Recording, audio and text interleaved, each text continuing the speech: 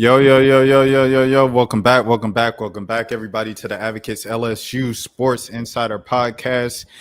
Today's broadcast is brought to you by Our Lady of Lake Health Championship Health Partners of LSU. And beside me, to the next to me, I got Reed Darcey in the building. Reed, how are you doing today, sir? What's up, Rashad? I'm doing great. Coming to you from the PMAC, which, as you can see, is decked out now that the NCAA is here and the tournament's starting. So, doing great. How are you? Man, I can't call it. And big times down there at the PMAC.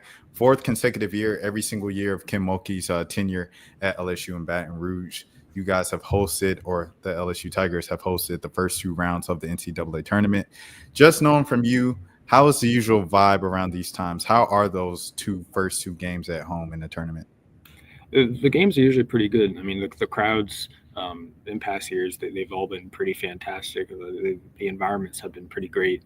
I think this year it's going to be interesting to see exactly what kind of crowd they have, what kind of home support they have behind them, because they are starting the game so late. You remember the game tomorrow is at 9:15 p.m. Central Time, so that's not exactly great for the fans, and it's not exactly great for us.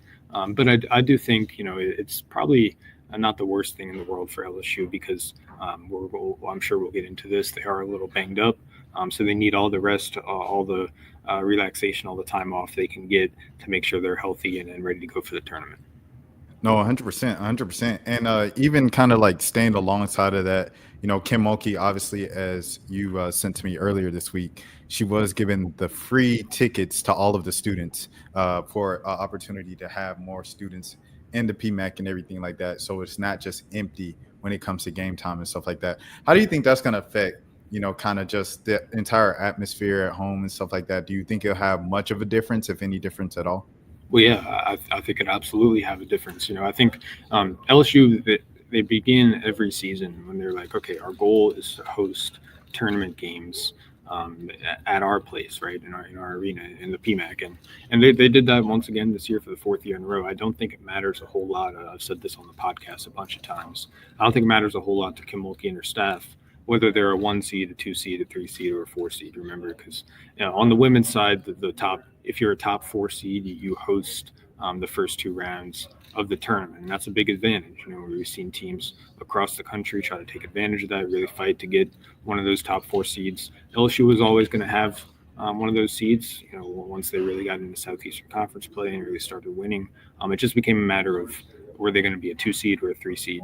I don't think that ultimately mattered much to Kim Mulkey, but I do think it sort of affected where they stand in the bracket and how they're going to be getting March Madness soon.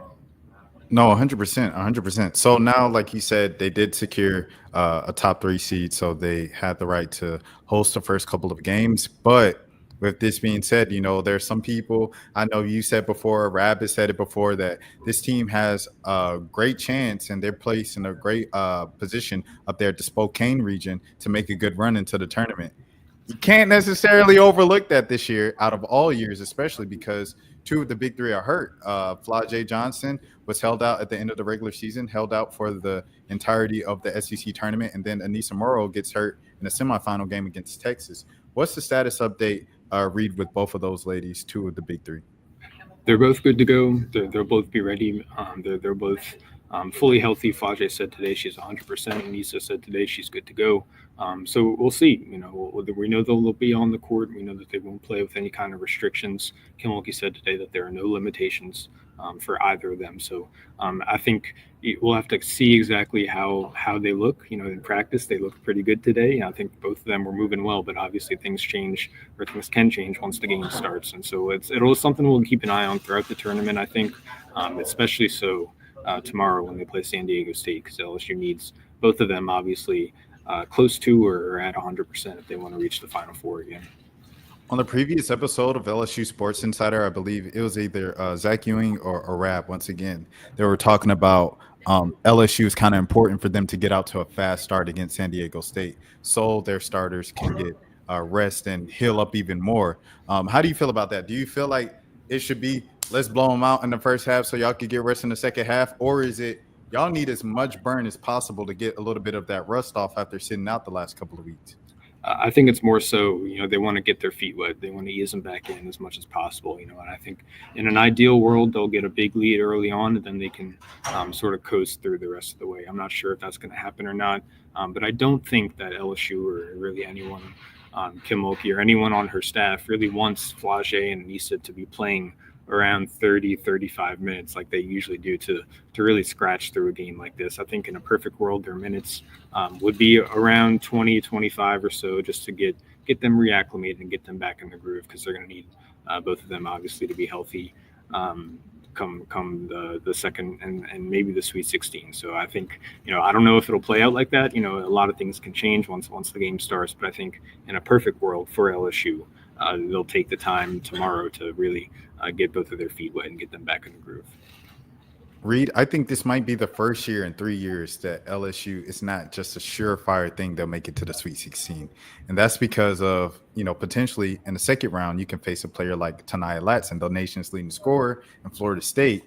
And typically still where Tanaya is and where, Florida State's been this season, you would still look at LSU and be like, okay, they got the advantage at home.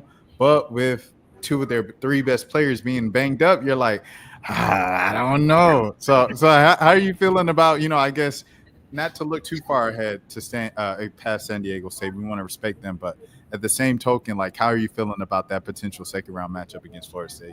I think if it's Florida State, I think Florida State can challenge LSU, not only because they have Tanaya Latson, who's the nation's leading scorer, like you mentioned. They're one of 4 teams in this tournament with 3 players who average at least 15 points a game, right? 2 of them are playing in this region, LSU and Florida State. The other 2 are Murray State and Alabama. So it's not just Latson. They got a couple others who can beat you. They got a post player named Michaela Tompkins. She's really good. She's averaging 18, 11, 3 blocks, shooting 54% from the field. She's a really good defender. I think she might give LSU trouble on the inside. It'll be interesting to see how that matchup shakes out. Florida State does have to get past a really rock solid George Mason team before they can get to the second round. But I do think if those 2 teams meet, it's a really interesting matchup, and it should be pretty fun because it's a battle between 2 really good offenses. 100%. Now, on the flip side, we kind of went through the doubts early on. On the flip side, the positive, you said that this team has a really good chance to make a Final Four push. Why do you feel that in this particular bracket in this season? Well, I think it comes down to Flage and Michaela Williams and Anissa Morrow. Those 3 are as talented of a trio as there is in the country, right? Those 3 don't come around very often, and they're not on the same team very often.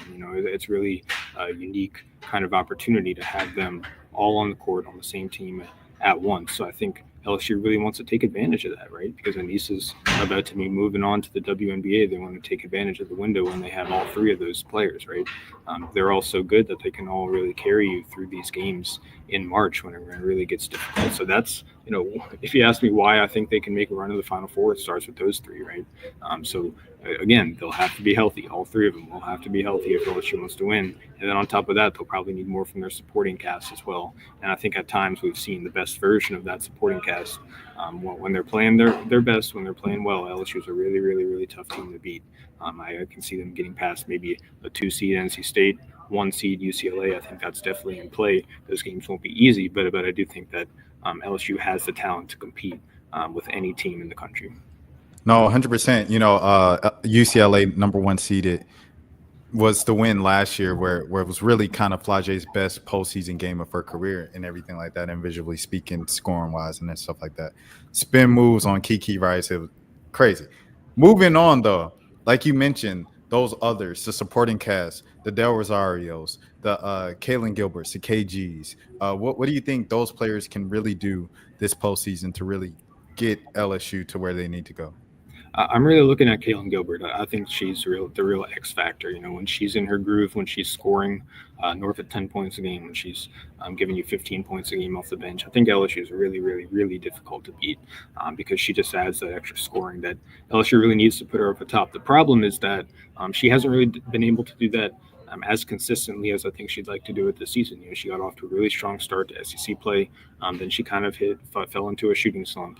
And then she rediscovered her scoring touch, after a while. But, it's just sort of kind of been quiet for her ever since. So I think LSU needs really something from her. I think it needs a Kalen Gilbert game if it wants to get back to the Final Four. It'll need that in one of these games, whether it's tomorrow, whether it's in the Sweet 16, or whether it's in the Elite Eight, possibly against UCLA. I think they're going to need something from her to get to the championship. And also, Reed, I want to, like, just before we get out of here, I want to ask you about the front court depth, because we just spoke about the backcourt depth with KG and stuff like that. But the front court, when you're facing a Lauren Betts, you don't have Angel Reese this year. When you're facing a big, like you have the big that you mentioned from Florida State, okay, you have Anissa, but what happens when Anissa's can't play just as much as she usually does and stuff like that because she is coming back from injury? What are some of the front court backups that people kind of really need to be looking at to really step up? You've got two. Samaya Smith is going to be starting, and then Jersey Wolfenbarger is going to be coming off the bench. Jersey's a transfer from Arkansas. She's 6'5". She's coming off the bench mostly throughout this season, and then she's given LSU good minutes.